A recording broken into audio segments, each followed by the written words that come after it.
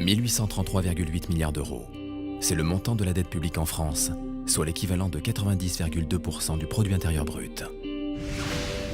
19,1 milliards d'euros, c'est la part de la dette sociale.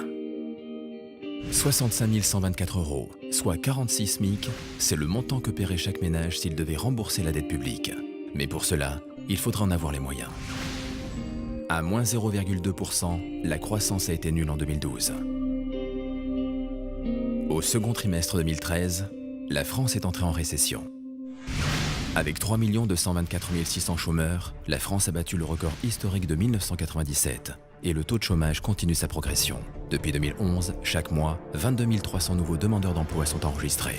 45% du PIB. Le taux de prélèvement obligatoire en 2012 a également battu un record, celui de 1999.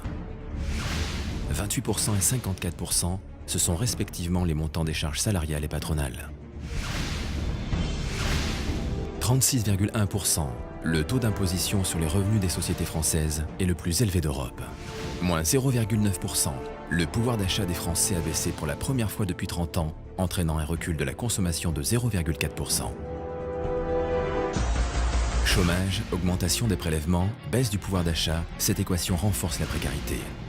220 000 nouveaux dossiers de surendettement ont été ouverts auprès de la Banque de France en 2012, soit une hausse de plus 11,5%. Plus 10% en 10 ans, la pauvreté en France ne cesse d'augmenter. Aujourd'hui, 8 millions de personnes vivent sous le seuil de pauvreté dans l'Hexagone et la planète s'appauvrit également. 30% des ressources naturelles ont été épuisées ces 30 dernières années, alors même que la population mondiale continue de croître et devrait atteindre, selon l'ONU, 9,1 milliards d'individus en 2050.